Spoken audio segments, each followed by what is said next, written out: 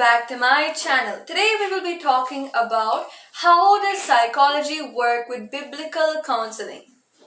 Secular psychology is based on the teachings of psychoanalysts such as Sigmund Freud, Carl Jung, and Carl Rogers. Biblical or noetic counseling, on the other hand, is based squarely on the revealed Word of God. Biblical counseling sees scriptures as sufficient to equip the child of God for every good work.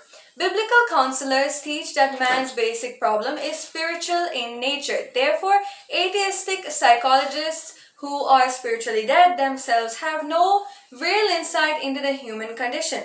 On a related note, what is usually called Christian counseling is different from biblical counseling, in that Christian counseling often uses secular psychology in addition to the Bible. This is not to say that a Christian counselor is not also a biblical counselor, but often Christian counselors are Christians who integrate secular psychology into their counseling. Biblical or noetic counselors reject secular psychology wholesale. Most psychology is humanistic in nature.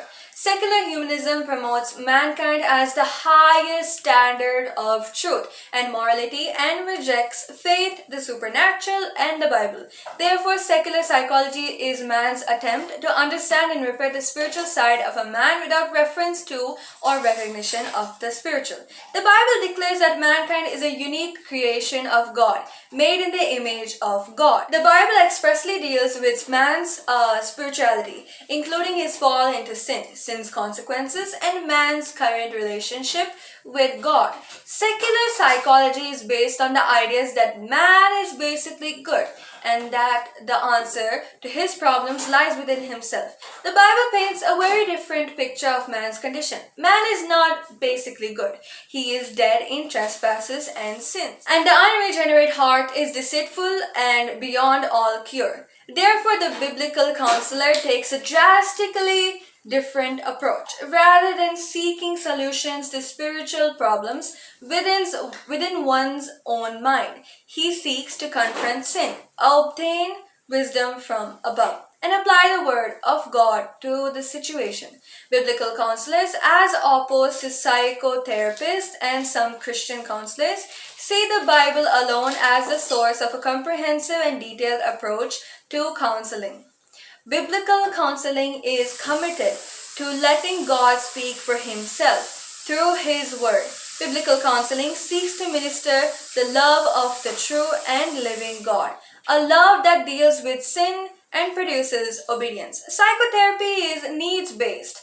The needs for self-esteem, love, and acceptance and significance tend to dominate. If these needs are met, it is believed people will be happy, kind, and moral. If these needs are unmet, people will be miserable, hateful, and immoral.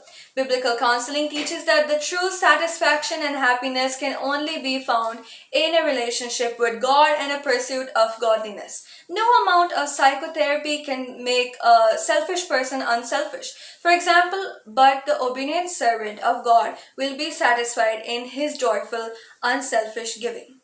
So, how does psychology work with biblical counseling? It doesn't. Secular psychology starts and ends with man and his ideas. True biblical counseling points clients to Christ and the Word of God. Biblical counseling is a pastoral activity, a product of the spiritual gift of exhortation, and its goal is not self-esteem but sanctification. So that's it for today. Thanks for watching this video. May God bless you all. Have a wonderful day. Stay safe, and if you like this video, don't forget to give a like and subscribe.